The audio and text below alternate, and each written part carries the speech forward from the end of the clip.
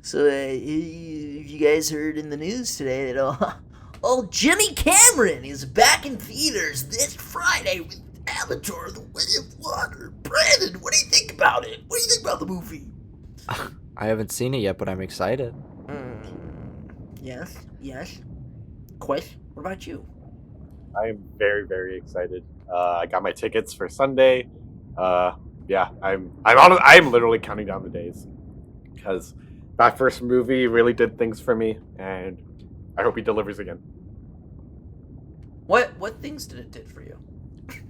What? Oh, many things. Nate Teary, you dog. I'm kidding. What?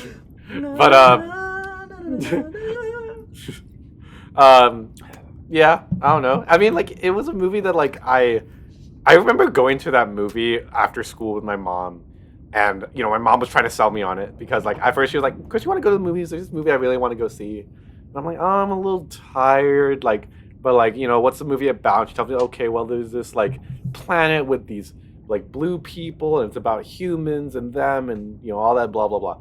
And I was like, okay, like, I'll go with you. Like, not reluctantly, but just kind of, like, you know, not absolutely excitedly. And then I watched that movie, and it blew me away. I remember being able to speak Navi a little bit for a while because of that movie. You learned the language. I read the language a bit. Like, I loved it. I looked up, like, I didn't even ever do this, but, like, I would look up, like, makeup tutorials because I'm like, this is awesome. It's crazy. But yeah, I don't know. I was into it. I was really into it, and yeah, it's been years, literally years. I remember the day after I went to school, and I was like, have any of you guys seen this movie? And I told everyone, go see it. And then, yeah. It was Chris, great. you're the reason it made like $3 billion. It's crazy. Hell yeah. Hell yeah. Oh, hell yeah. I thought this movie was great because it was like every genre came together and had a little baby. And then the 3D is incredible. Like, I'm not the biggest fan of 3D. Like, I like it, but I'm not like, I need to see this movie in 3D, but only with the Avatar movies and James Cameron movies in general. Yeah. I need to see it. Yeah. Ugh. You know, I don't blame you for the Navi language thing, Chris. For those of you who have Quizlets, if you look up Gunganese Quizlet, oh my god. I made that. That's me. If you need to learn your basic Gunganese, I made a Quizlet, and I spoke it quite fluently in high school, actually. I bet that made you popular. It made me real popular. Also gave me a few scars, too. Which we'll hear about in a few episodes.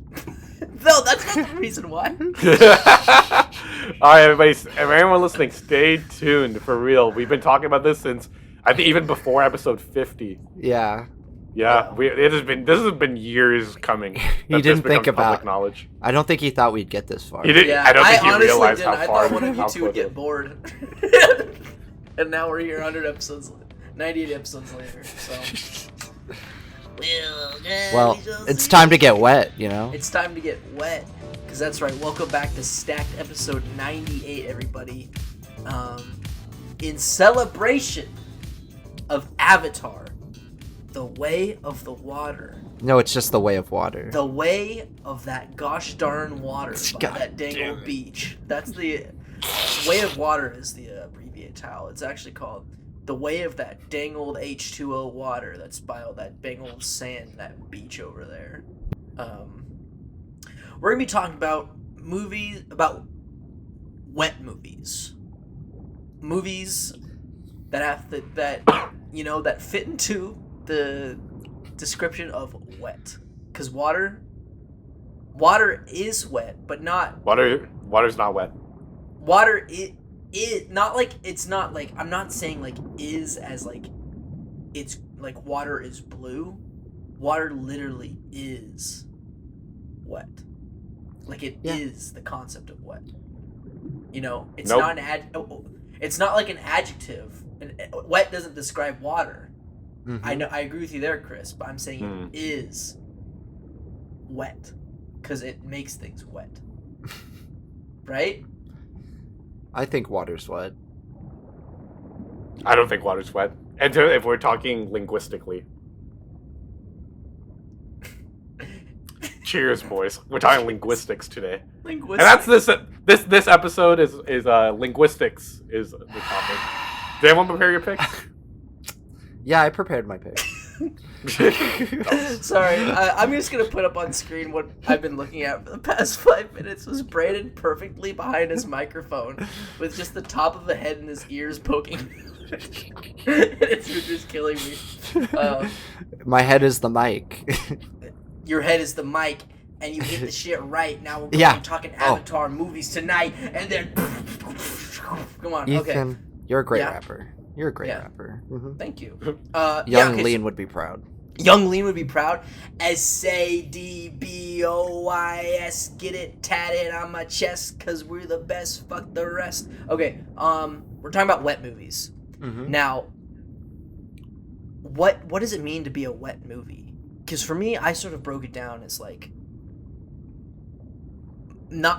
okay. Disclaimer: I didn't put any movies that make me wet.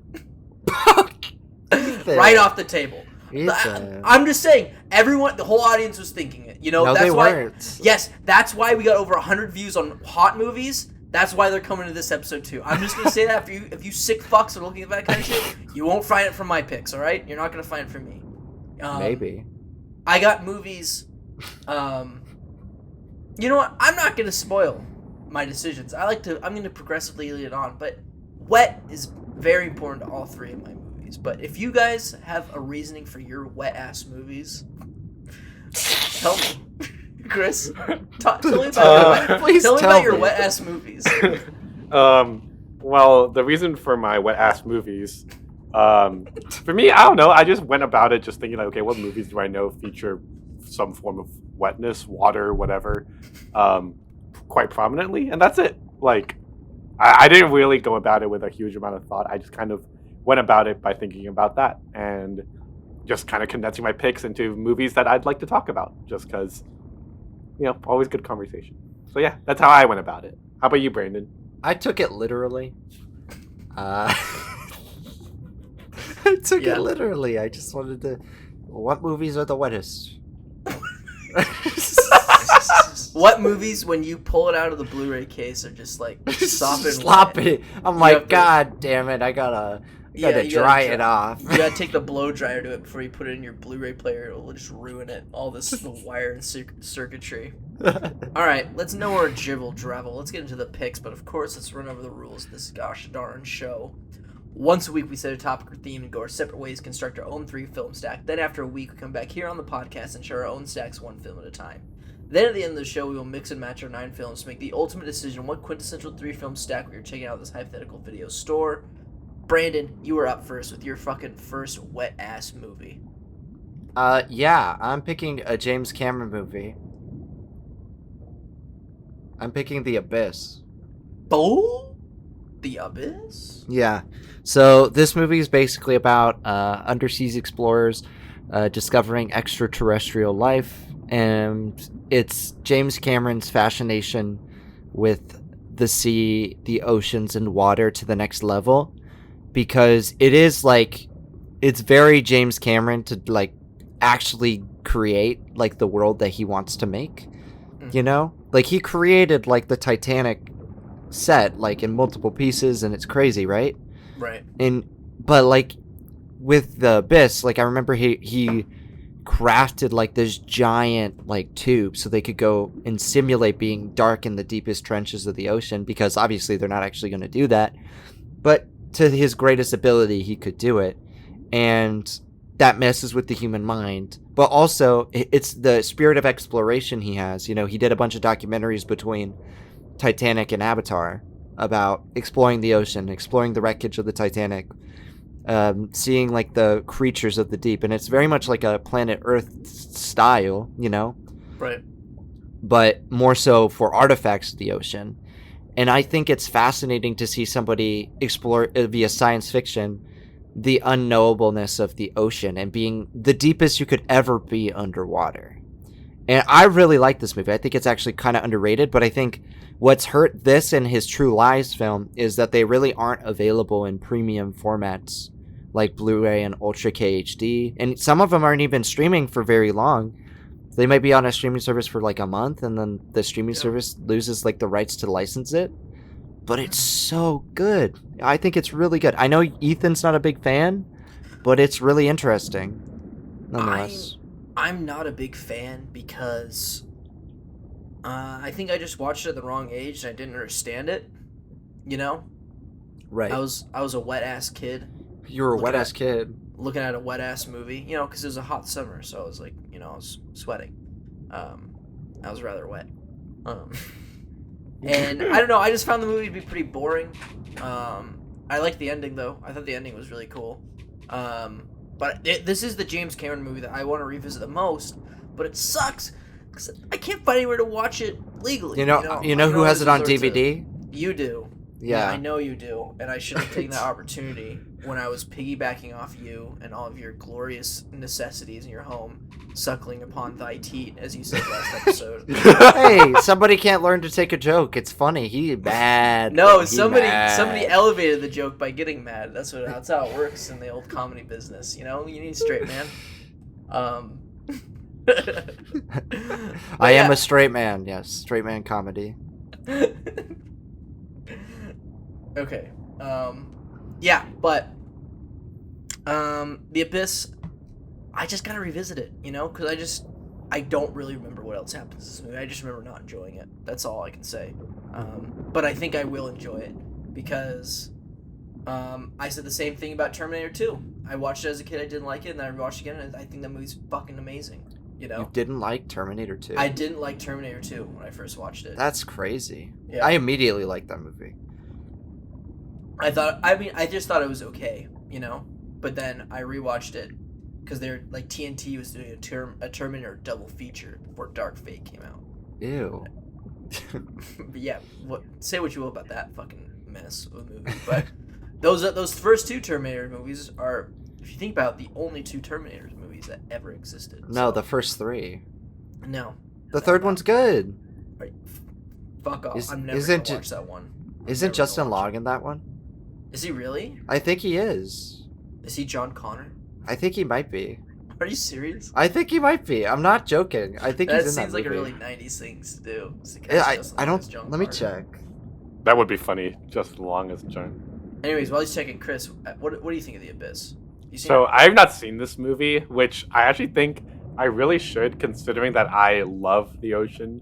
I think we've talked about this briefly in previous episodes, but I have a deep, deep love for the ocean. I actually, if anyone doesn't know, I do not consume any seafood, save for seaweed, because I have a lot of love for the creatures of the ocean. I And grew you're up, allergic to a lot of them too. and I'm allergic to the shellfish, so I was just like, all right, fuck it. Yeah, I had stopped eating seafood when I was like, I think maybe 8 or 9, and here I am. And now I'm allergic to shellfish. He lived. Yeah, and I lived to tell the tale. Okay. Yeah, and No. you know, James Cameron, I've always really liked like pretty much all of the work he's done, and like I remember, you know, James Cameron, like Brandon said, is fascinated by the deep, so much so that he went there himself in with the Challenger mission, which was awesome. The fact that a filmmaker So went down there just cool. to explore, and I'm like, man, like this guy's seen shit that we can't even put into words, and you know, I'm betting he's gonna integrate them into this movie, and I'm sure into Avatar as well.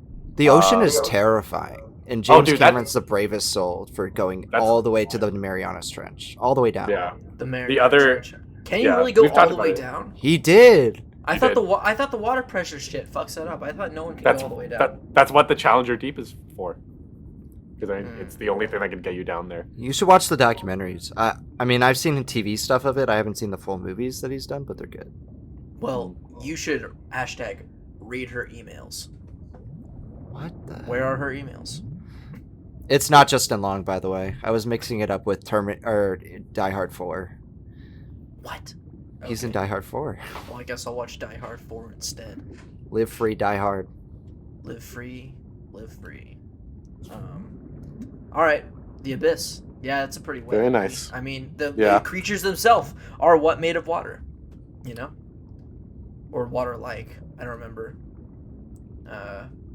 You'll Anyways. see. We're gonna watch it. I think I get Close Encounters vibes from that movie. That's what I was gonna say. I like it more than Close Encounters.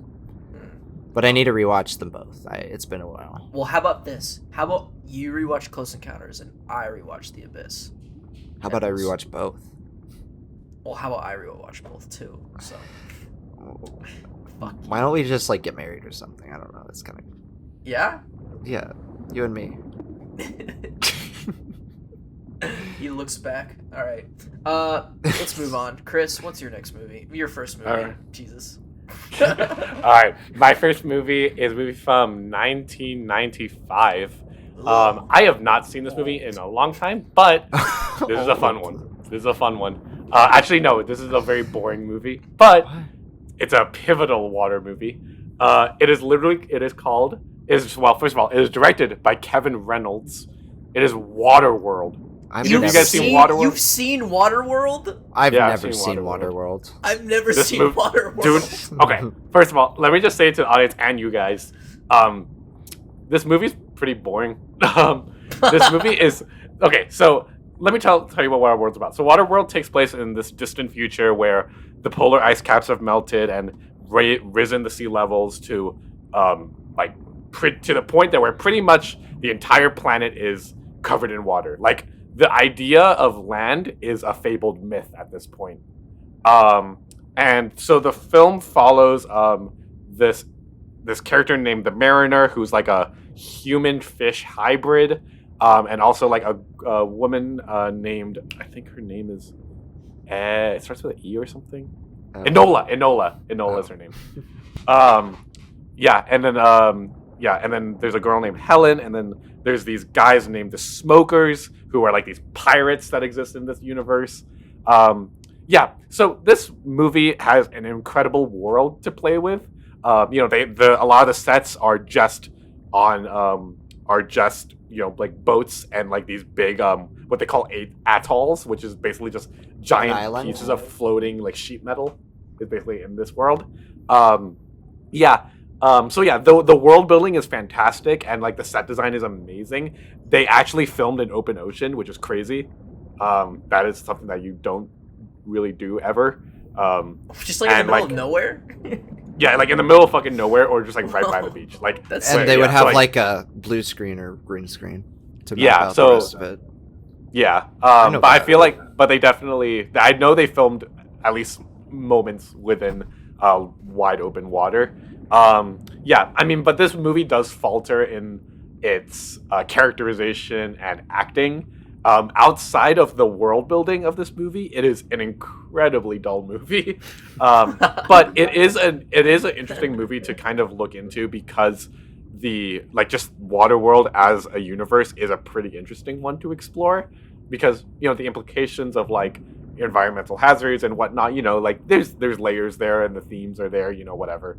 But it's just not all that well developed. And I kind of I remember seeing a review of this on Letterboxd and people saying imagine if George Miller directed this, that could be awesome. Maybe he could, Mad Max is his dry movies and this is his wet movie. One thing I will shout out real quick before we move on is that this movie was eventually adapted. Well, it was adapted into a video game and a novel, but the best adaptation that it has is actually its theme park attraction. Yeah, which is an amazing stage show. I think it's one of the best stage shows in the world in my albeit limited perspective because I haven't been to all that many stage shows. But from the ones that I have been, I really, really do love this one. I think it's so thrilling, it's fun, the effects are incredible. It's a great time. The stunts are amazing. The movie itself is a little drab. But if you're looking for, an interesting world to explore and a whole lot of water, you need to look no further than Waterworld. A whole lot of water. Yeah, I was walking in the atoll. I was swimming through the little water world, and quite frankly, I wish I had a little boat with me. I don't think I could be so buoyant. I saw Jesus walking on water. He was walking on water, and he said to me, "That looks pretty good." I always just saw this as the wet Mad Max. You hit the nail on the head there, Chris. But everyone always just said it was one of the biggest bombs of all time. It was awful. And I also just know that the stage show at Universal is like far, far superior. Mm-hmm. So, yeah. Brandon? Brandon? Yeah. Brandon? Brandon? What? What do you think about Waterworld? It looks okay. Sorry, listeners at home. That was really high frequency. It looks okay. Like,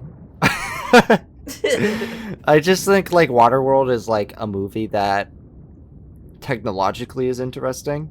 Like the practicality. It was the last breath of 90s Kevin Costner stardom, I feel like. Because he did a movie called The Postman and The Waterworld. Both of those movies right after his Academy picks, which were like Field of Dreams and Dances with Wolves. Mm-hmm. And so like I find it interesting that they gave him whatever money they could to make post-apocalyptic movies as be the lead of them, you know. And it feels very steampunk and weird. I've never been really particularly interested in it just because of the bad reception. The concept is interesting, like Chris said. Like I think it could be something that's interesting to tackle, but I don't know. It's holding me back. It's holding me back. Also need to watch the Universal show because I've only been to Universal one time. So. And I've been there a none times. Maybe we should go. Let's go, guys! I got a pass. Come on. Let's do it. Let's do it. I am willing We should do to. it like our Disney day. Come on. I'm willing to because we can totally do Universal in a day. But yeah, it's easy. Also, I just need to find a day that I think after the holidays, after Super Nintendo World opens, we go. Yeah. Deal. Absolutely. Quite frankly, that's an absolute deal for me. All right. I'm going to pick my first movie, and that is a movie, you know, we've talked a lot about traversing the depths of the water. I'm going to go in the similar vein here. I'm picking a 1954 movie. Talk about old movies, you know. If y'all thought the 90s were old, you little squirts, talk about 1954. I don't think anyone from 54 is even alive. I'm just kidding. That's not true at all. Brandon's like, I'm from 54. Yeah, that's my soul age. It is your soul age. Brandon's an old soul, ladies and gentlemen, if you haven't known. I'm picking 20,000 Leagues Under the Sea. I think it's a classic exploration to the depths movie, you know, going into the Nautilus with Captain Nemo. I haven't watched this movie since 8th grade French class because we read the original story in French and then we got to watch the movie afterwards. And I remember just enjoying this a lot. I think it's a very like, I don't know, it's a very, I don't want to call it cute, but it's a very like, I don't know, like old school adventure serial, you know, that was actually made during the time of adventure serials, whereas like Strange World.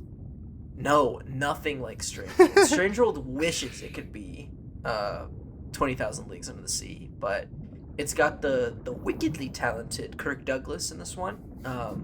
He's absolutely great in this movie. He plays the ukulele or something like that, and you know, he talks to a sea lion. There's a really cute sea lion that they trained for this movie, and then they still have some like insanely impressive visual effects, all the way for 54. I think it was one of the first films that won best visual effects, if I remember correctly. Maybe. Also, it was like it was a Disney production, and Disney was pissed about this movie.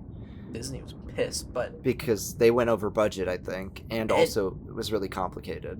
Right, but it paid off in the end because when the giant squid shows up in this movie and they have to fight it, it looks awesome. Even in today's standards, like, it just looks really good, and I'm glad this movie exists. I think the 20,000 Leagues Under the Sea story is like one of my favorite literary stories I remember reading in high school, or I guess this was middle school since it was 8th grade.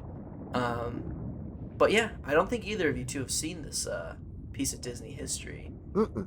But I think it would be really cool if they rethemed the submarine ride to be a 20,000 Leagues Under the Sea. That's what it was.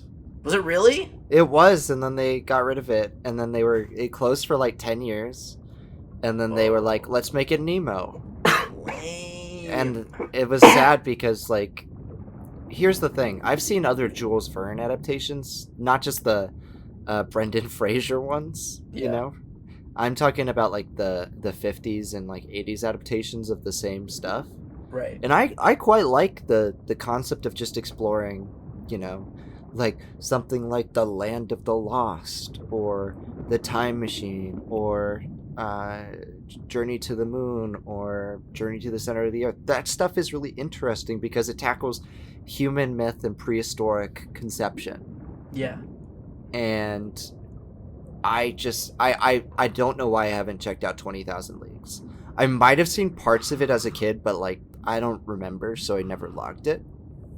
But it might be on Disney Plus. It probably is. It is. I'm looking at the Letterboxd page right now. This is on Disney Plus. I need to check it out for sure. Like nobody I know has seen it, which is weird because I thought it's like a big Disney blockbuster for the 50s. I don't know. Yeah. I want to check it out. I love Kirk Douglas. I didn't even know he was in it, so that's enticing me more. I think it might be my favorite Kirk Douglas film. That's not true. Paths of Glory exists. Never mind. Yeah, Stanley Kubrick. Ace in the Hole. You know? Yeah, Ace in the Hole also exists. What am I talking about? Chris. What are you talking about, idiot? Okay, I have never even heard of this movie, but this movie looks really cute, at least based on that top image. Yeah, I don't know. I've genuinely just never have heard about this movie, but it seems really cool.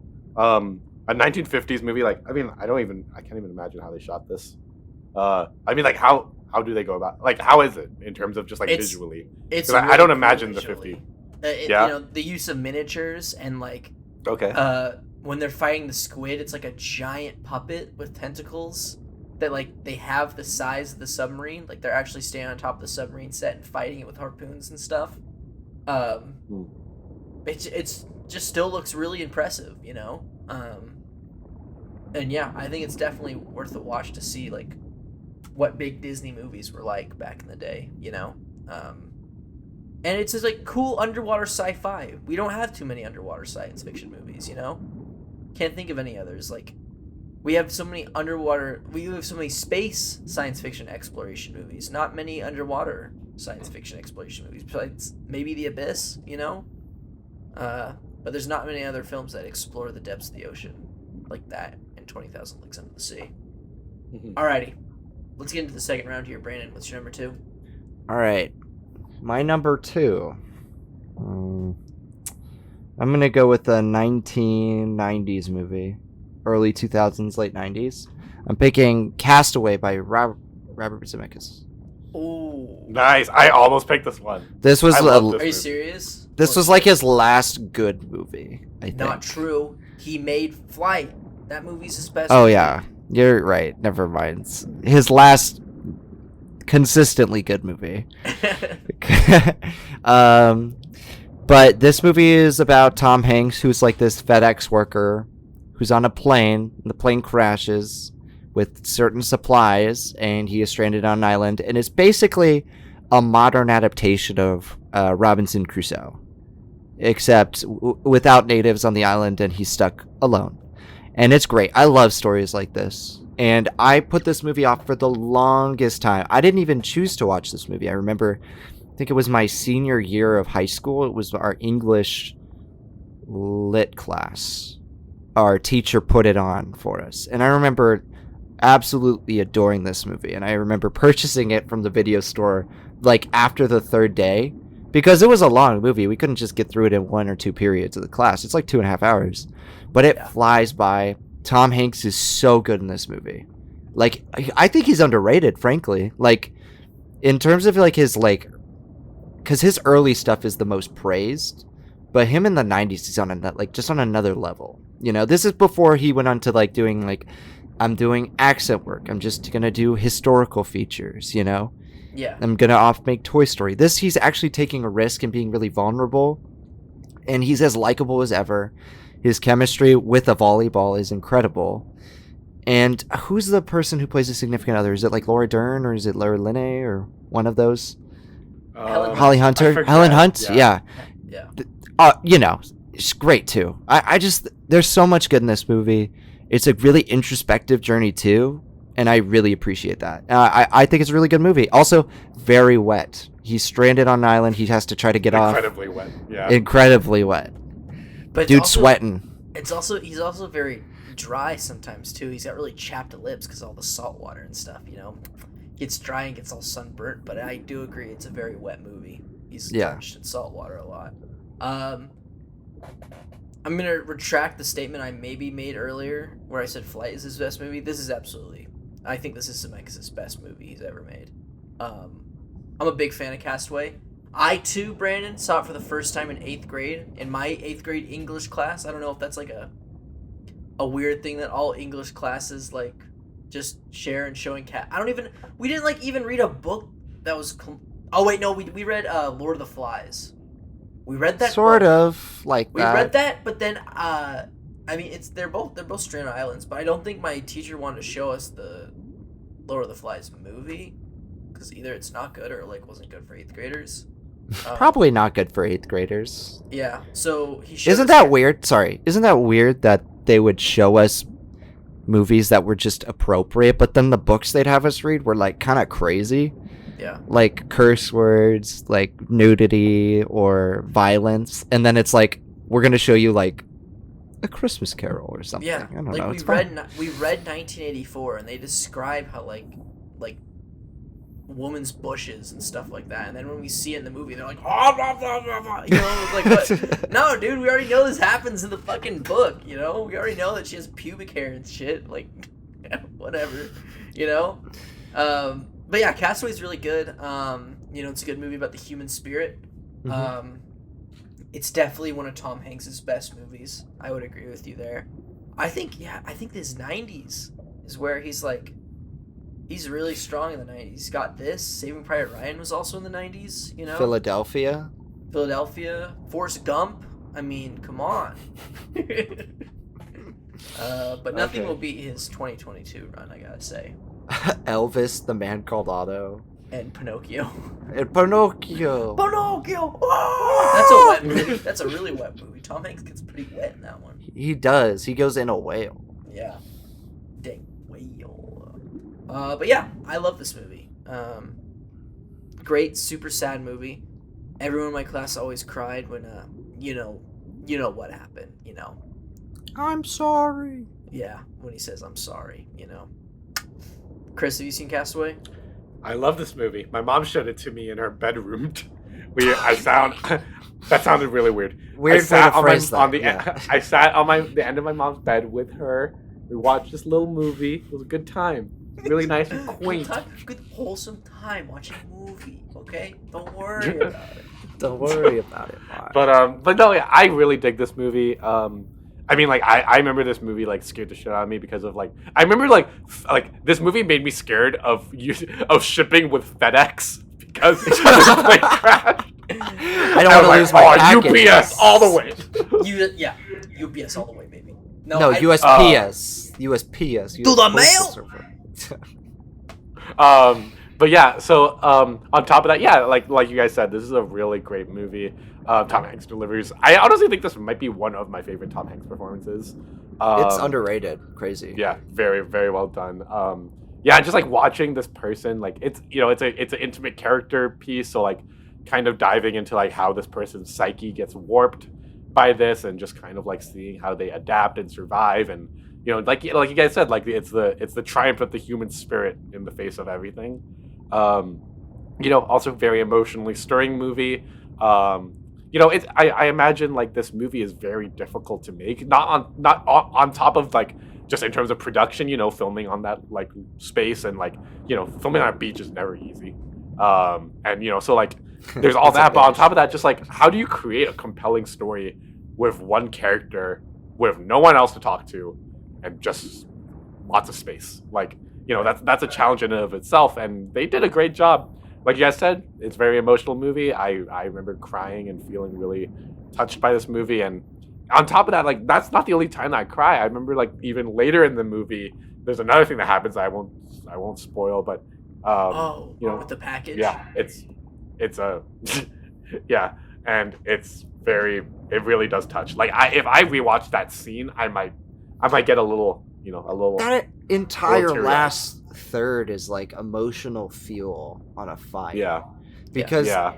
Zemeckis does such a good job at like putting the audience in this guy's perspective for the first because for the first third it's kind of just like a normal stranded on an island movie, and the second third it's like kind of art house in certain scenes, and then that last third just like hammers home like how lonely and isolated he is and how great it is what happens, but also how sad that is too. Yeah. So I don't want to spoil it. Why do we want to not spoil a 20-year-old movie? Because it's good. Because it's If you haven't good. seen it. It is good. It's a good wet movie because it'll make you wet in the eyes too. Maybe in the pants. I don't know. What the fuck? No. Okay, we're moving on. Chris, what's your next wet movie? Cool. All right. My next movie is a movie that Angelica showed me a little while ago. It's a movie that I had never seen before. I know what you're A movie that, yeah, you probably know it. It's a 2008 Miyazaki movie. I'm thinking Ponyo. This movie is so cute. This movie's so cute. Okay, Ponyo is a animated fantasy film, as you could probably expect from Miyazaki, that tells the story of this, like, I don't even know how to describe her. She's like a magical creature from the ocean named Ponyo, who escapes. She's like a goldfish. Isn't she a goldfish? She's meant to be a goldfish. She's a fish. Yeah, she escapes from the ocean and is rescued by this boy, like this little 5-year-old boy, and they start like to develop a friendship, and but the story also like kind of brings into play this whole story about like this, like the founding of this friendship, and also like this girl's like liberation from this world that she doesn't want to be a part of, and also, you know, there's obviously layers to this movie about the environmental aspect of it. You know, it's your standard like Miyazaki affair, and I mean that in the most complimentary way possible, because this movie goes about it in such a great way. The magic that this movie brings out is so, like, it's so down to earth and simple. I was actually talking to Angelica this morning about it, and like we were talking about how the one thing that we really love about Miyazaki's movies is that he's able to bring out deep humanistic stories through very, very simple narratives. Like, oftentimes, nothing really happens in his movies.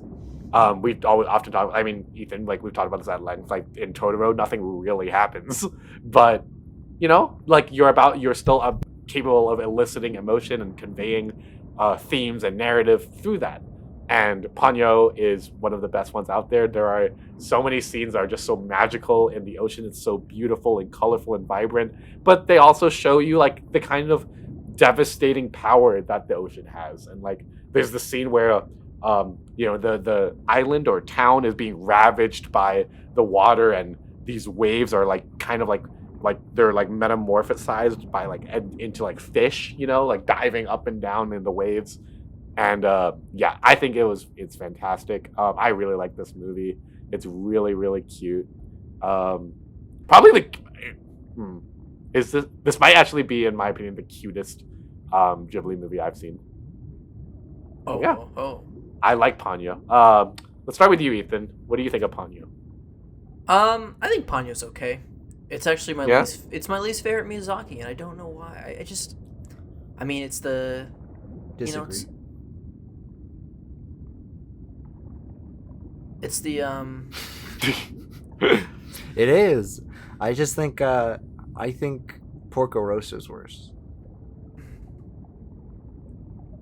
Can you breathing exercise? Stay mad, man. Okay, so I think Ponyo, I just think it's I think the animation is gorgeous. You know, I love how Miyazaki paints the ocean in this movie, you know. It just didn't grab me. I think it might be a thing where Ponyo was also one of those movies. You know that one movie where the substitute teacher has no idea what to do, so they always throw on this one movie. Yeah, I get that. It was Ponyo. Yeah.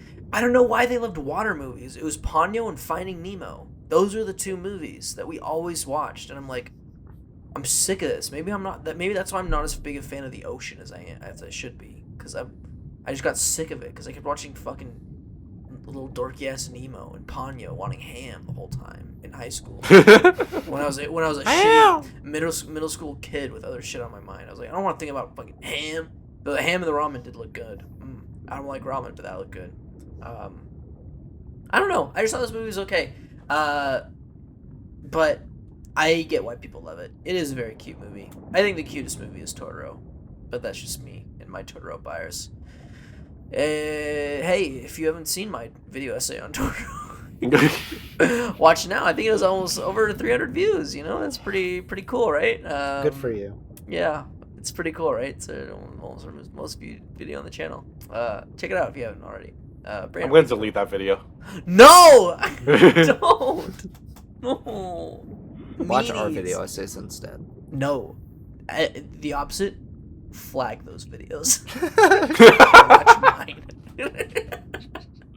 This isn't a competition. This is a joint effort. No, this is a competition. I rule stacked. Yeah. I remember I remember one time I reported Brandon's comment on a stacked video For for terrorism. terrorism. Yeah. I'm afraid I'm gonna have to do that too. Oh, he mad. I'm not mad. I'm just disappointed. Stay mad. Gross. Oh, Ponyo. All right, Brandon, Ponyo.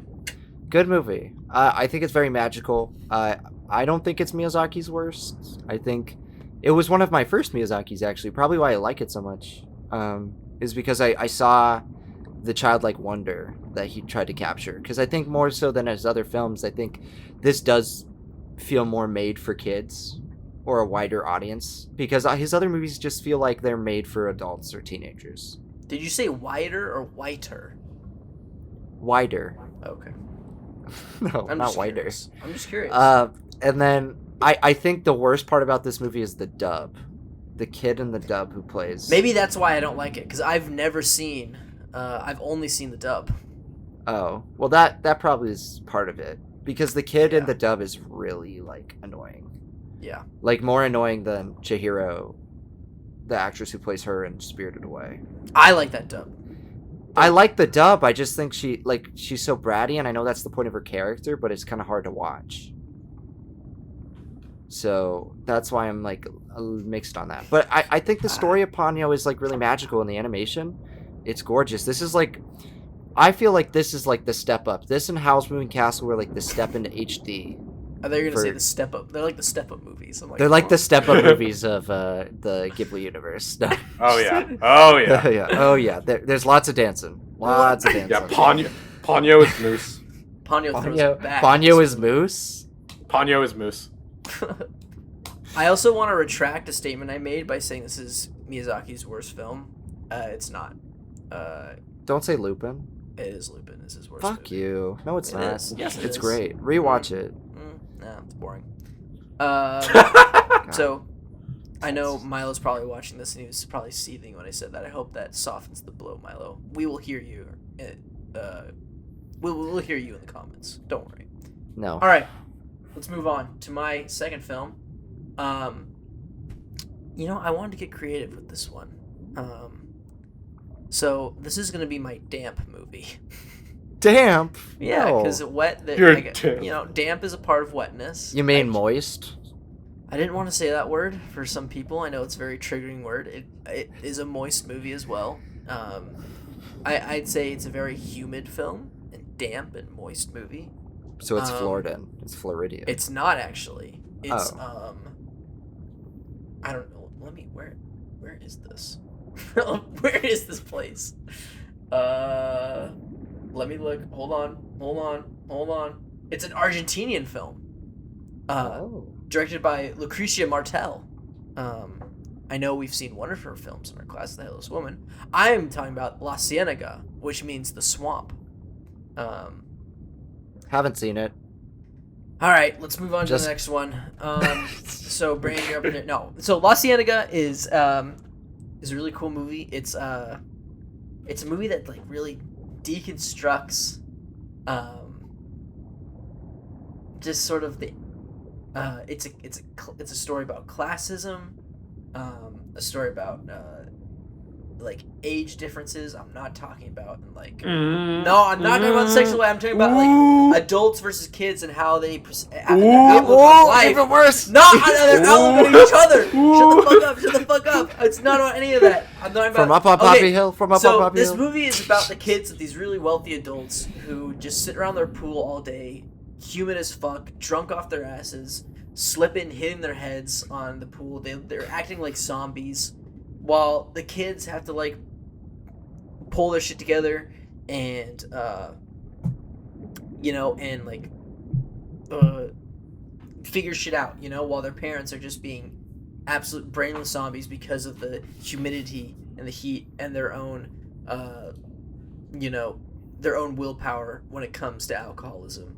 I chose this as a wet movie because I think it is the first movie that I thought when I thought of people who are sweaty, and I think you have to be a bit inebriated to fit into the category of just wet. No one's excited to be wet.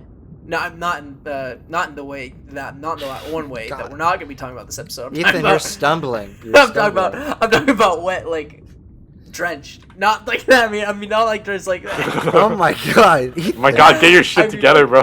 I Ethan, mean, like, you're like, taking this really hard. like covered in water. Like I don't know.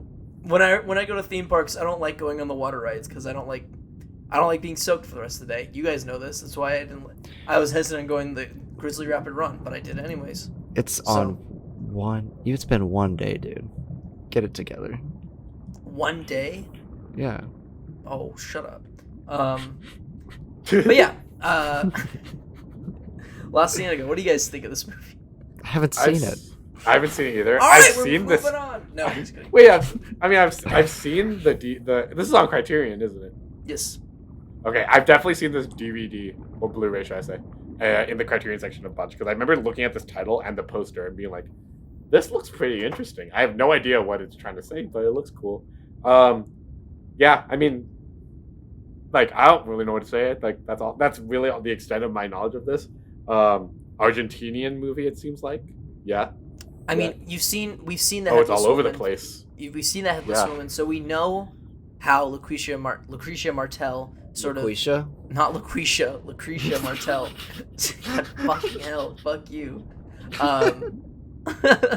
She sort of creates like this surrealist, spaced psychology to her characters and to the frame of the film. Like when you're watching the people be all damp and humid and like lifeless around the swamp, there's constantly like thunder in the background, or you hear like gunshots for no reason, and that's supposed to like spark like sort of like an anxiety within you because like these adults are not doing anything, they're just being wet. And I don't know, it's cool. It's a cool wet movie. That's why I chose it. Fucking hell, we're moving on. All right, let's get into the last round here. Oh my gosh. Okay. Just wait until we get to my third movie. Oh boy. If you thought that was a disaster. It's a disaster. Go, All right. Brandon. Oh. Okay. Brandon, come on. No, I don't think I will. Just kidding. So I was gonna pick a J.A. Bayona movie, The Impossible, but I felt that was like almost too similar to Castaway in that it's like kind of a disaster. So instead I'm gonna pick a TV movie. I'm picking Doctor Who: The Waters of Mars. God. Oh. All right. Why is everybody sighing? What the hell is happening? We knew that Doctor Who was You can inevitable. hear the audience sighing too. The It's kids are inevitable. going. Oh. All right. Let him say, guys. Let him speak. Okay, Let him thank speak. you, thank you. Let the man Everybody, speak. Shut up. So, The Waters of Mars basically follows the Doctor landing on the planet of Mars in the near future. I think it's like the 2040s or 2050s. And he essentially comes into contact with this group of astronauts who are exploring the planet and are mining the planet to, like, to not strip it of its resources, but to find resources that they can send home, and in the spirit of discovery, And what's so great about this movie is it is kind of like a horror a horror episode of the series dash an episode of its own that is like feature length. It's on Letterboxd, so don't worry. You can put it on there. Ethan. I wasn't. You, damn. And essentially, these people are like the reason that Earth is able to expand far beyond our own, because people would look for the astronauts because there is no trace of them. That is why the Doctor is so confused when he lands on the planet, because he knows history like the back of his hand, especially human history, and he's like no idea who these people. Like he's like, wait, you guys aren't like you were supposed to be like disappeared and gone by now, and that's because humans are made of 70% water, correct? Well, there's so when they are on this planet on Mars, there is a water creature or bacteria that like sneaks inside their system from when they drink, eat, and when they explore, that it takes over their bodies and makes them like zombie like creatures, and water starts like pouring out of their mouth, and they can infect others with it because of the waters of Mars. And it's creepy, and you never truly find out what this creature is or what its deal is. It's just unstoppable, you know? It's terrifying, actually. I'm probably one of the scarier episodes of the show. And honestly, it has a lot to say about intervening in time. Because often in time travel movies or shows, I think a lot of people have an issue with, should I intervene in an event that could change the period of history?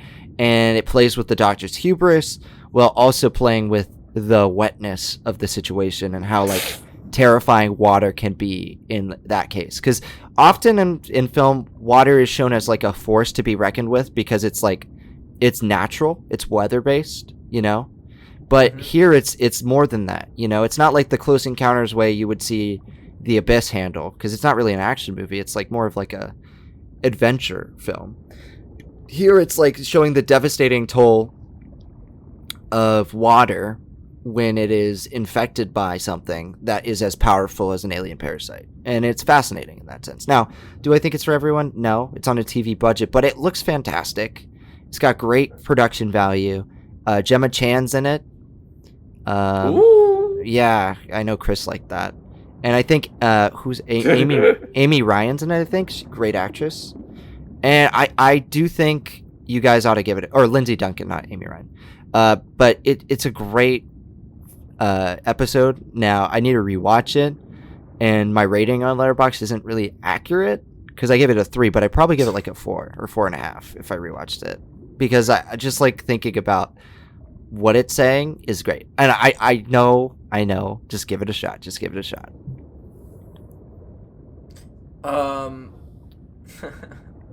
So stop cringing. I'm not cringing. I'm looking through some funny Doctor Who memes right now. It has like this water monster that says, "Sorry, Doctor, not even lip balm can save you now." Because like it's like their faces are all chapped up, you know. It's Oh God. and they're throwing up water and everything. It's yeah. That he goes to Mars. He looks like he's dressed up as like David from 2001. That's cool. Yeah. You know, Doctor Who, it's very Chris, what do you think about Doctor Who? So Doctor Who is something that like I had never really dipped my toes into. I think you never dipped your toe in the water. But okay. The only things I remember about Doctor Who is the excellent what's his name? Oh my God, that Van Gogh episode. Yeah, and Weeping Angels, which scared the shit out of me, so I stopped watching. So it's effective. So what you're saying? It is effective. That scared the shit out of me, so I can't lie. It's effective if the show gets you to stop watching. That's true. Okay. Yeah. I mean, but beyond that, like I've never really like known all that much about Doctor Who. Like I remember there was this one kid in my school who was like quite a bit younger than me. I don't remember his name, but he carried around like that wand thing. The sonic screwdriver? Yeah, it's the sonic screwdriver, and he would just like he was in my house, and he would like not my house, but my school house, like Hogwarts. My you know home. what I'm saying? No, like you guys know what I'm saying, like like Hogwarts, you know, like Gryffindor. Yeah, shit. We had houses. I know. Yeah. And every time he'd walk by me because I was a student leader, he'd just whip it out and go, and then I'd just be like, oh, and I'd run away. Yeah, he was a fun kid. But other than that, I don't know all that much about Doctor Who. Yeah, I'm not a Whovian, like Brandon is. I'm not a Who head. I don't live in Whoville. Wait, Brandon, what is the fan base name for? You got it. Whovian, you got it right. Whovian. Right. Isn't that also the name of the things in the Dr. Seuss thing? No, those are just the the Who's. Those are It's- just the Who's. Thank you for clarifying. But if you like the Who's from Dr. Seuss, not Doctor Who, then you're a Who head. And you smoke that Who hash. But if you like Doctor Who, then you're a Whovian. Fascist? Probably. Who fascist? But what if you like the band The Who? What do you call yourself? The Who-Who's. The Who's. The He Who's. The You Who's. The He-Who. No, those are Michael Jackson heads. No, don't bring up his name. You're scared of him. No, we just when he guested on that one episode of Stacked, the horror sequels. Let's just say we ran into a lot of lawsuits for that. Just like defamation lawsuits. We lost a lot of money from those ones. So I'd like it if we just don't talk about him on the show anymore. All right. Okay, cool. Doctor Who and the World of Water. No. What is it? The water. The water of Mars. Water of Mars. Chris, what is your third one? Ooh. Okay. I am going to pick. I'm torn between a couple. I'm going to go with this one. I've never talked about this movie before. I will never talk about this movie again. This is one of those obscure movies that I watched when I was like a lonely teenager and just sat on my computer and watched movies. This is a movie that I have never seen any other entry into this franchise. This is the third one. What? I don't think I've ever talked about this movie. What the hell? It is called... stick with me here. It is called Shark Attack 3 Megalodon. This is when I was in my shark phase. This got to be an Asylum movie, right? No. I wish. This movie's awful. Okay. Shark Attack 3 tells a story about a small town, very much like Jaws in the way that it tells a story about this town that is being destroyed and like ravaged by this giant shark. And mind you, this is a megalodon. So this is a big ass shark. Like this thing can eat like 10 people in one mouthful and not even notice. Yeah. So this was, I remember watching this movie in, like I mentioned, like during my shark era. Like I remember we talked about briefly before that we were all dinosaur kids. I mean, Ethan was a mammal kid, lame-o. I was a dinosaur kid for like 2 years. I watched Jurassic Park 3. I bought the dinosaur toys, and then I became a prehistoric mammal kid. You're a backstabbing traitor to the dinosaur kid. No, fandom. I was just enlightened for the far were not superior enlightened. mammals. Yes, who survived after them and still thrive to this day, just in different forms. Unlike dinosaurs, who just became fucking chickens. Like, come on. There's still elephants around. You know, one that's evolved in the shit that are still just as cool. But T-Rexes are not like chickens. Come on. Yeah. Nice do-rag, Brandon. It's not a do-rag. That's his actual Na'vi forehead. For anyone listening, Brandon just put on his brand new Avatar themed beanie. Do-rag. And I call it his You can buy it from Hot Topic. Yeah, now he's chilling for Hot Topic, everybody. Yep. You can be Avatar: The Way Water, theaters. December 15th, 16th. Theaters, let's see, 2 days after this. 2 days ago from when this episode comes out. Okay, Shark Attack, back to Shark Attack 3.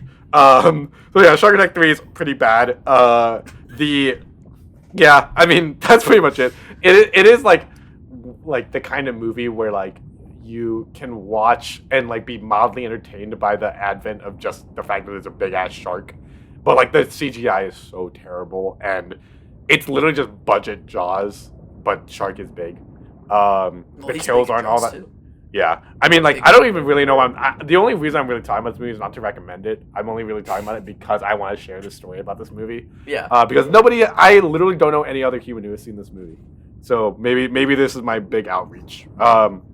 Yeah, it is like kind of fun in the sense that it's a shark movie. There's always a little bit of fun in there. I will say this movie does have one of the most ridiculous ad libs I've ever seen by an actor. Would you guys care to hear it? Yes, please. Absolutely. Okay, so the movie in this scene, I don't know if anyone knows it. Do you guys know John Barrowman? Yeah. Yes, He's He's on he's one Arrow. of the leads. John He's one of the Barrowman's a leads. Doctor Who. No. He's Captain Jack Harkness in series 1 through 4, and then series 12 and 13. Well, he is Merlin the Archer in Arrow. But he is the Ben whole show. Carpenter in Shark Attack 3. We love And yeah, so he has a scene where he and his fellow lead, Cataline Stone is her name apparently, where they had just finished their day's work, and they have their big mission to take out this shark is the following morning. However, he decides to make a move on her, and I honestly have trouble getting these words out of my mouth. It's so heinous.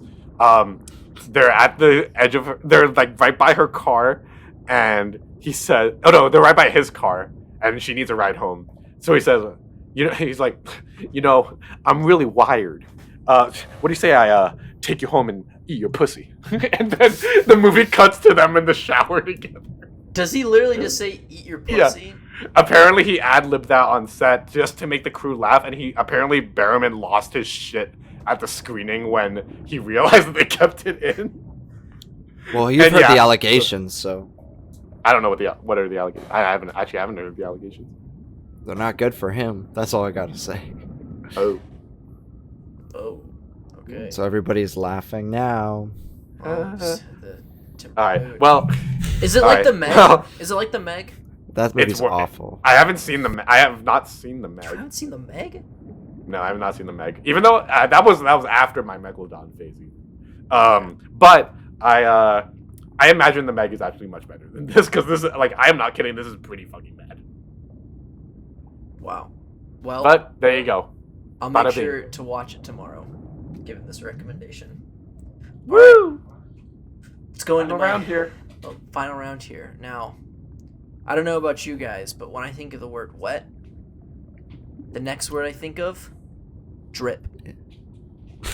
No. Uh-oh. So I'm like, Jesus. what's the movie with the most drip? It's going to be my final wet movie. And I scoured through all the catalog of films I've seen, and there came upon one movie in which I would wear every single outfit every character in this movie wears. That is Brian De Palma's 1983 movie, Scarface. Oh. And it's also wet because it takes place in Miami. You can still Miami? see, yeah, you can still see the water and stuff, I'm from Cuba. I'm from Cuba. Yeah, I think this is the drippiest movie. I would wear every single outfit Pacino wears in this movie. The shirts, the big popped collars, and the white tuxes. Would you wear my hat? I don't. Anyways, Scarface. I actually watched this for the first time with Brandon. We both Yeah. watched it for the first time quite recently. It was like 2 months ago. It's like in August, right? That's wild. I've No. seen Scarface before both of you. Yeah, That's we just saw wild. it for the first time. I know it might have been like September, October. It was October. No, yeah, October. This movie rocks. I don't know. It's pretty good. Pacino is really good in this movie, even though he is not a Cuban man. I think he does play great. Arrogant, yet charming, yet monstrous, guy. Um, and it's a stylish movie. I don't know. I love how this movie looks. I love how De Palma shoots this movie. I love how everyone's dressed. I love the buildings that they occupy themselves in. The production design is just fantastic. The music is great. Push it to the limit. Walk along the razor's edge. Come on, like it's a great rags to riches storyline. It's a great gangster storyline. Of just like, watching this guy go more and more off the edge as he rises in power. Power corrupts. But at the end of the day, like I think the thing that stands out to the most to me is it's got drip. It's drippy. It's the drippiest movie I've ever seen. I love the outfits in this movie. I think it's the greatest costume design I've ever seen in a film. I love it. I love it so much. Scarface. Choosing it as my drip movie. Because wet, drip, water, moist, damp, drip. That's all I gotta say. Nice. Nice. Nice. Nice. You just said a bunch of words that just nothing means about it. Okay, cool. What do you guys think about Scarface? Chris, you've seen it before both of us. Yes. Hell, man. Okay. I remember seeing this movie back in, I think towards the end of high school. This was like one of those movies that like my high school teacher, like, you guys ever had that high school teacher, like film teacher who like really like pushed the movies to get like push certain movies for you to watch? I don't know if you guys had that. Yeah. This was definitely one of them. There were other ones like Exorcist and I remember he really wanted me to. I mean, Godfather. Your standard film school stuff. You know how it is. Oh. Scarface was definitely a big one that he pushed forward for me. Yeah, this is a really good movie. I remember this. Like I think like in terms of, I mean, what else do I like him in? I can probably say like Al Pacino. I don't like him in any other movies. No, yeah, Al Pacino. I think this is easily his best performance, at least from what I have seen. I've heard really good things about Dog Day Afternoon, which I haven't seen yet. I gotta Very good movie. Great movie. But yeah, Scarface is fantastic. He plays Tony Montana very, very, very well. Yeah, like you said, Ethan, it is pretty drippy. Like the outfits and just like the overall tone of this movie. Despite its like dark. Like the dark side of everything that's going on in this movie, there's like a very like almost like upbeat kind of energy to this movie that I really appreciate. In a weird way, it's like maybe not to the exact, not comparably, but like to some extent, like the effect similarly to what it was like for you maybe watching Police Story. That kind of like the drip extends beyond the costuming, extends into the tone, the vibe. You know what I'm saying? Yeah, exactly. Yeah, and like, it extends so much further. And like, by the time this movie hits its climax, and like all hell breaks loose, it's just like the cacophony of everything kind of like imploding on itself is so satisfying to watch. Yeah, Pacino gives probably the best performance of his career, and this is a pretty fucking good movie. I remember, this is the movie that taught me what cocaine looks like. I was like, just flour. White powder. Good. And then you went to the flour in your kitchen and said, "Oh, mommy." And then your mom was like, "Stop, Chris, stop!" And you said, "Push it to the limit." Ah. Brandon, we watched this together. What does your white ass think of this movie? I enjoy Scarface. I think it is probably one of De Palma's best movies because it's a movie that I think De Palma doesn't get carried away with his style on. Sometimes I think he gets too carried away with like, oh, I got to make a stylistically interesting looking movie. Not that it like plays that way in its like construction. It's not like a Baz Luhrmann movie or an early Oliver Stone movie. But yeah, I think it's a really entertaining and not very deep, but a compelling story of a guy's like rags to riches sort of story and then fall, Yeah. Yeah, I think that's like one of the most interesting story structures anyway, because you really see somebody at their lowest lows and their highest highs and how that changes them as a person. And this is just, it's interesting because of it. And yeah, it's an entirely watchable movie, but I don't think it ever gets above that 4-star range. There's just something missing. But the drip is wet. You're right. It does. I think we've talked about how like the 4 stars is like relatively speaking like the easiest score to hit. Like Yeah. the jump from 4 to 4.5 is huge, but 3.5 Yeah. to 4 is pretty decent. Yeah, I think it's this easier movie to make sticks- those movies. Yeah, this movie sticks the 4 perfectly. I feel like, Yeah. at least for me. Nothing higher, nothing lower. Yeah, just like great, good job. Great ass movie. Yeah. Yeah, great movie. Alrighty. Okay. Well, there are all of our movies. Eclectic stacks we got here. Yeah. Incredibly eclectic. Shall we run it down? Let's run it down. Brandon, you want to start us off with your stack? Yeah, I did The Abyss, Castaway, and The Waters of Mars. Doctor Who, The Waters of Mars. Please Cor- show him some respect. correct. Okay, Chris, what's your stack? My films were Waterworld, Ponyo, and Shark Attack 3 Megalodon. And my movies were 20,000 Leagues Under the Sea, La Cienega, and Scarface. I've This- got a pitch. Sorry, go ahead. for it. Sorry, no, you go ahead. Mine can wait. I don't know the order, but I think Ponyo, Castaway, 20,000 Leagues Under the Sea. I was about to say I would push for Ponyo. Okay. I actually quite like it because those were my favorites of all that everyone picked. Yeah, because I think one of them's the spirit of exploration, one of them showing the magical realism of the water, and then Castaway is like the dangers and but also the adventure and it's the realist view, because the other two Right. are more magical, and I get why somebody would be like, oh no, like not Ponyo and 20,000 Leagues, but they sound like vastly different movies, you know?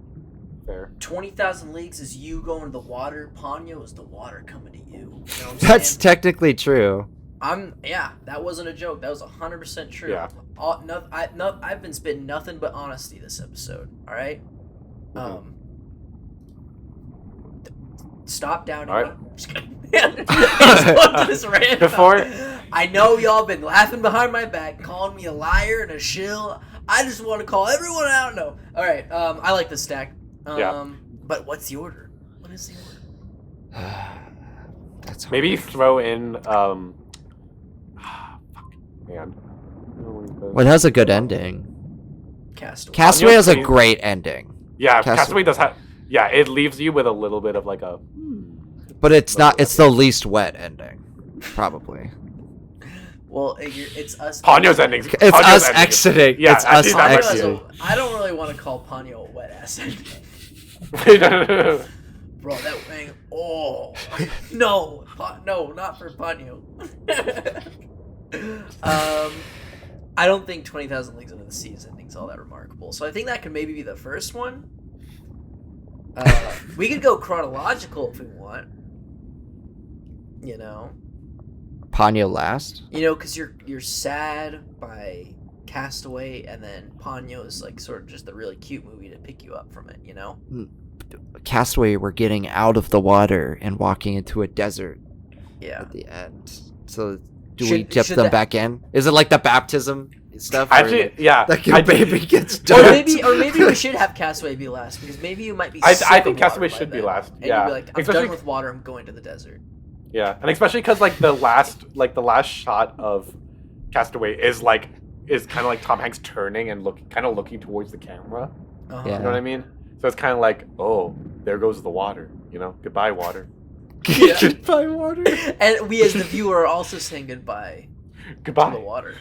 Goodbye, wet movie. Goodbye, wet movies. Thank you for the awesome triple feature. I want that to be in our viewers' minds when they watch Castaway. Yeah. Thank you for your wetness. All right, I like this. Let's do it. Can I love it. Actually, these people need to be submerged in a pool with a TV at the edge of the pool, but not a TV like a flat screen, a TV like like one of those square box TVs. I think that every listener of Stack should just be drowned, honestly. But that's just my opinion. Joey, Milo, Slim Nave. I think You're we all should dead. board every single one of them. They're naughty. How do you keep listening to this schlock? Anyways, watch our listenership from this episode to the next just drop from like 30 to like 1. Damn, that one guy likes to be waterboarded. Let's just say. All right, let's get into this fucking final stack. Let's run this down. All right, so this is Stack's official wet ass movies. I'm titling this episode "Wet Ass Movies." It's not wet movies. It's gonna be wet ass movies. They're gonna be like it's one for the candy episode where they're gonna be like, "What's a good candy movie? What's a good wet ass movie?" Maybe I shouldn't. I'm not gonna title it. I'm just gonna title it "Wet Movies," not "Wet Ass." I can't do that. We should have done a. Is there any bidet movies? That could be a good wet ass movie. Have you ever seen a bidet on film? Oh, Mr. Bean's Holiday. Mr. Bean's Holiday and Garfield 2. There you go. There you go. That's 2 right there. Okay, what's one more? What's one more for the snack? One more. Bidet movies. Come on, think. Cars 2. Yes, there is. Cars 2. There you go. There, you get a bonus snack, folks. Bonus snack. Bidet movies. No, those are the wet ass movies, and these are the wet movies. So let's get down to business with our wet movies, starting with Richard Fleischer, son of Max Fleischer, who did all the famous Fleischer cartoons. If y'all know those ones, very big Fleischer cartoons. They were the big competitors. Get to the point. 20,000 Leagues Under the Sea, Jules Verne. They fight a fucking squid. All right, next Ponyo. Alright, thanks for introducing my movie for me. Our next movie is Hayao Miyazaki's 2008 animated film Ponyo. Wonderful, magical, realist film about the magic and also destructive force that is the ocean. Great environmental message and just very cute. Go check it out. It's a fun time, very cute. Brandon? Say those And words. our last film. Woo! Robert Zemeckis' Castaway, a great film about the ocean, about being stranded or while being surrounded by the ocean. It's a wet movie because Tom Hanks sweats. Tom Hanks goes in the ocean. He swims. And honestly, we learn a little bit about humanity along the way. Along the way. Yeah. Before we wrap it up, I do have a couple honorable mentions I want to throw in here. Oh yeah. Go for it. Okay. I'm gonna go rattle through these. Shape of Water. Oh yeah. Jaws. Yes. Aquaman. No. Yes. Finding Nemo. Okay. The Cove. Okay. Kind of The Shallows. Surf's Up. I almost picked this one. Oh yeah. Life of Pi. And Ethan, I'm blown away you didn't pick this. I'm amazed you didn't pick Life Aquatic. Have we already not final stacked it? We have never final stacked. I checked it. We have never final stacked it. Well, I probably should have picked that one instead of La Sienna. Mines were The Wave, Waves, Flushed Away, Nemo, Triangle of Sadness, A Night to Remember, Manchester by the Sea, Captain Phillips, Captain Courageous, Coda, Old, The SpongeBob Movie, The Way Way Back, and Avatar: The Way of Water. Woo! You haven't even It's seen coming that soon. one, you dope. But I've seen more scenes from it than you have in 3D. He's I chilling. felt He's so chilling. wet. I felt If he gives so a positive wet. review, guys, remember he went into like. I'm not he's paid. chilling. I'm not paid. He's I'm not absolutely paid. No. My honorable mentions are. I was gonna pick Moana. That's a good water movie. Bullshit. You're gonna pick Moana. I love Moana. What are you talking about? Ethan loves Moana. Can confirm. He loves the Really? I water. give it 4 I didn't know you stars. That's like one of my favorite Disney princess movies. Is Moana. Pirates of the Caribbean at World's End. That one has some good water action in that. You know, they're fighting in the big whirlpool. The Lighthouse. Let's see. Yeah, a SpongeBob movie as well was on mine. And I guess Life Aquatic as well. Those are my honorable mentions for there. But yeah, I just wanted to pick some more creative. There were ones so because many. there's a There were lot. so many. I was so surprised. I was going through my list. I was like, I could make a case for a lot of these. Oh, also The Impossible, which I mentioned. but- Also, I thought about picking Rango because they fight about water. You know, that's a movie about where water is the goal, but there is. you know what I got to say to that? What?